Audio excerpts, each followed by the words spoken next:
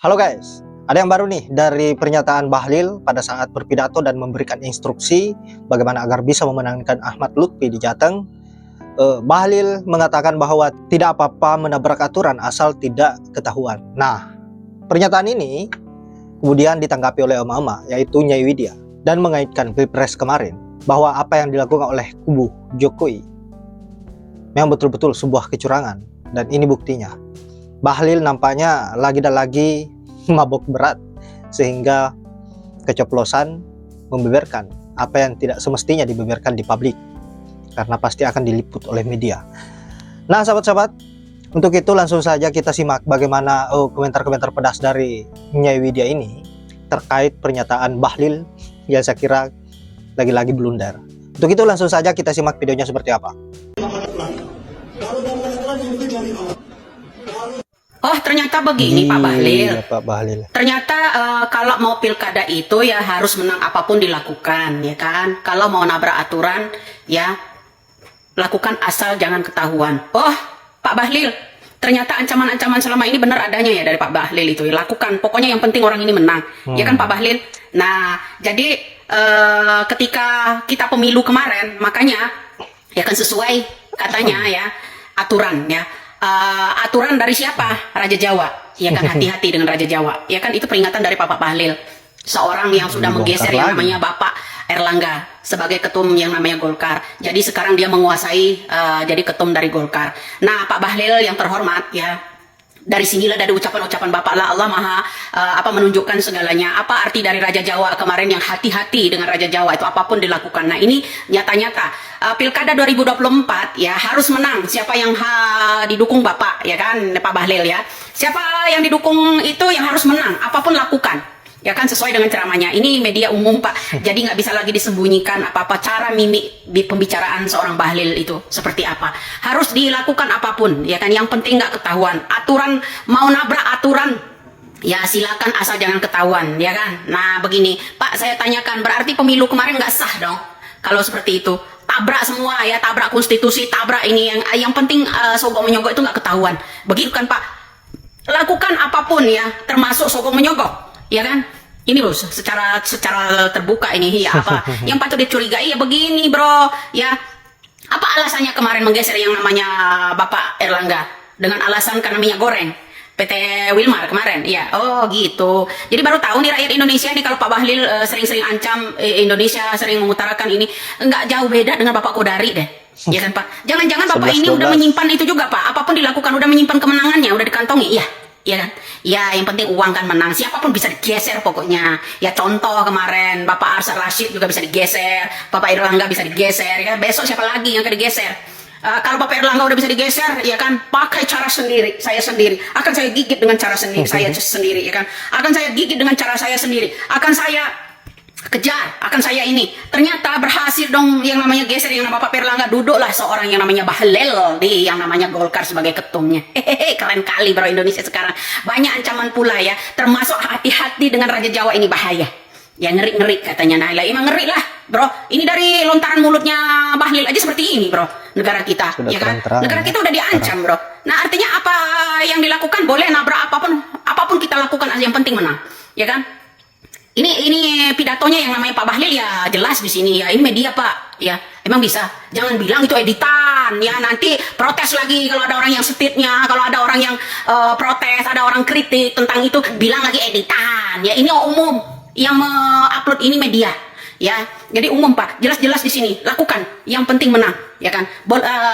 Mau urusan tabrak menabrak ya tentang aturan ya nabrak aturan, yang penting nggak ketahuan. Saya yang heran Indonesia masih percaya dengan pemilu yang kemarin itu. Bukan kita nggak terima loh. Ya dari lontaran kata-kata seorang Bahlil aja udah begini, ya kan? Jadi dari kata-kata Bahlil aja udah begini. Tabrak aturan, yang penting nggak ketahuan.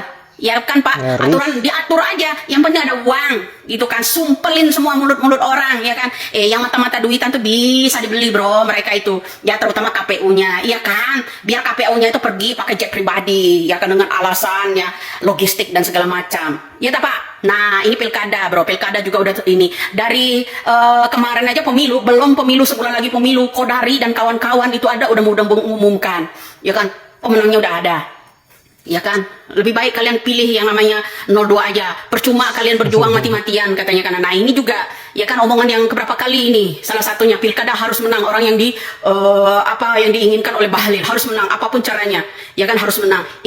Indonesia harus waspada dengan orang-orang yang model begini, bro. Hati-hati. Kenapa kok bisa dia dijadikan pemegang Golkar gitu kan? Besok siapa lagi? Jangan-jangan besok akan digeser pula digantikan Jokowi sebagai ketum Golkar. Bisa jadi. Emang benar-benar aja Jawa emang berbahaya ya kan? Ngeri-ngeri ya kan? Nah begitu ya enggak? Nah ini apa nggak bahaya orang-orang pilkada kalau bisa ya aturan itu bisa diatur apapun caranya. Salah satu pakai uang ya kan Pak? Nah itulah apapun pakai uang, bro. Uang segala-galanya, uang maha kuasa, bukan ketuhanan yang maha esa. Uang maha kuasa, mereka pemegang uang negara kita ini ya maha kuasa, bisa geser siapapun. Ya, tentang pemilu juga yang mereka inginkan siapa, yang penting harus menang. Aturan yang seperti apapun, ya menabrak aturan yang penting nggak ketahuan. Salam waras buat Pak Bahlil. Sekarang pertanyaannya, apa yang sudah diberikan Anies kepada penjilat Prabowo? handalnya. Inilah ciri-ciri orang yang munafik, penjilat. Hajar Bun. Jokowi sedang power-powernya dia menjilat Jokowi sampai bersih. Ini mulai menjilat Prabowo yang akan dilantik bulan ini. Inilah manusia-manusia yang kadang-kadang justru merusak kesatuan dan persatuan. Saya jawab, apa yang sudah diberikan Anies kepada Prabowo? Anies dipilih, diajukan menjadi Cagup Jakarta bukan atas pribadi, tapi mengatasnamakan partai Prabowo. Dan Anies memenangkan Pilkada Jakarta yang artinya membesarkan partainya Prabowo. Dan partai Prabowo menjadi partai penguasa di Jakarta. Bahkan gubernurnya dengan wakilnya dipegang oleh Gerindra. Jadi apa yang diberikan Anies pada Prabowo adalah memajukan, membesarkan partai Prabowo yaitu partai Gerindra dengan menguasai suara di Jakarta. Karena Anies diusung bukan atas nama pribadi, tapi atas nama partai. Dan yang mengusung Anies bukan saja Partai Gerindra milik Prabowo, tapi juga PKS. Kursi wakil yang seharusnya diberikan kepada PKS justru diambil lagi oleh Gerindra. Jadi Anies diusung Prabowo bukan atas nama pribadi, bukan kepentingan pribadi, tapi justru kepentingan Partai Gerindra yang ingin memenangkan Pilkada Jakarta. Karena Gerindra tidak percaya punya calon-calon, punya kader-kader yang bisa memenangkan Pilkada Jakarta. Justru seharusnya Gerindra berterima kasih kepada Anies karena Anies yang sudah memenangkan Pilkada Jakarta hingga membawa partai Gerindra besar dan menguasai kursi gubernur maupun wakil gubernur di Jakarta. Apa yang diberikan nilai 11 kepada Prabowo adalah kinerjanya bukan atas nama Prabowo pribadi, tapi kinerja sebagai kementerian pertahanan yang tidak membawa perubahan, yang minim membawa perubahan. Katanya mau memberi kesejahteraan para prajurit. Faktanya rumah-rumah prajurit kita di daerah tidak melihat, kemajuan mereka juga tidak kita lihat. Disitulah ada penilaian dari Anies saat debat presiden yaitu 11. Jadi kalau menanyakan apa yang diberikan Anies kepada Prabowo, coba Prabowo juga tidak memberikan apa-apa. Anies diusung atas nama partai. Dan bukan cuma Gerindra yang mengusung, tapi ada PKS. Tanpa PKS, Gerindra juga tidak bisa mengusung Anies. Berterima kasihlah kepada Anies, karena Anies sudah membawa Gerindra lebih besar dan menjadi partai penguasa di Jakarta hingga hari ini bisa memenangkan Pilpres 2024. Yap, itulah komentar emak-emak, saya kira cukup cerdas dan cukup menohok bagi Bahlil dan juga Kodari. Kalau kita menilai bahwa Bahlil dan Kodari ini memang betul-betul 11-12 gaya bermainnya, bayangkan saja kedua orang ini bisa menghalalkan segala cara bagaimana agar bisa memenangkan junjungannya, agar mereka berdua ini bisa kecipratan kekuasaan. Buktinya Bahlil sekarang ini bisa mendapatkan posisi sebagai ketua Golkar itu karena hasil kerja kerasnya menjilati Pak Mulyono dan rela mengkhianati rakyat. Dan Kodari juga begitu, bisa memperkaya dirinya melalui jilatan-jilatannya terhadap Pak Mulyono dan bisa eksis di stasiun TV, diundang sana sini berkat jilatannya yang handal. Apalagi sekarang ini Kodari terlihat berusaha bagaimana agar bisa menjilat Pak Prabowo.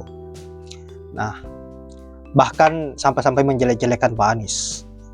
Dan saya kira kita sudah tahu betul gayanya Kodari ini seperti apa. Rela dihujat demi membela yang salah. Itulah Kodari dan Bahlil. Nah sahabat-sahabat, saya kira hanya itu. Terima kasih sudah menyempatkan diri untuk menonton, dan semoga apa yang saya up bisa bermanfaat bagi sahabat-sahabat. Saya akhiri dengan ucapan wallahul muwaffiq ila aqwamit thoriq. Assalamualaikum warahmatullahi wabarakatuh.